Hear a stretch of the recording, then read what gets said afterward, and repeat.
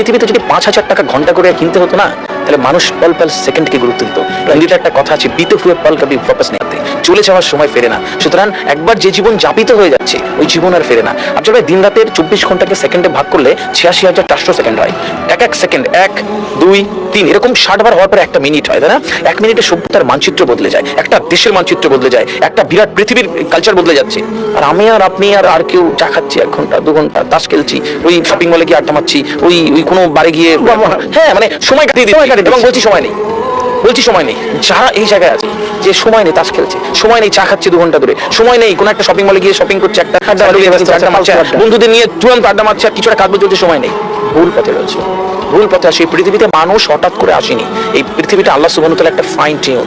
বুঝতে হবে এই ধূম্রকুঞ্জটার থেকে পৃথিবী তৈরি হলো, সব যে যার জায়গায় প্ল্যানেট, আমাদের গ্রহ, আকাশ, নক্ষত্র সেট হয়ে গেছে। যদি সূর্যটা কোনোভাবে একটুখানি নেমে আসতো, মানব জাতি কয়েক সেকেন্ডের মধ্যে ধ্বংস হয়ে যেত। যদি একটুখানি ব্যাসার্ধটা একটুখানি ছোট করে দেওয়া হতো, তাহলে মানব জাতি কয়েক সেকেন্ডে শেষ হয়ে যেত। এই ফাইন টিউনকে বুঝতে হবে। এই পৃথিবীতে আমি আপনি এসেছি একটা পারপাস নিয়ে, এই পারপাসটাকে আমাদেরকে সঠিকভাবে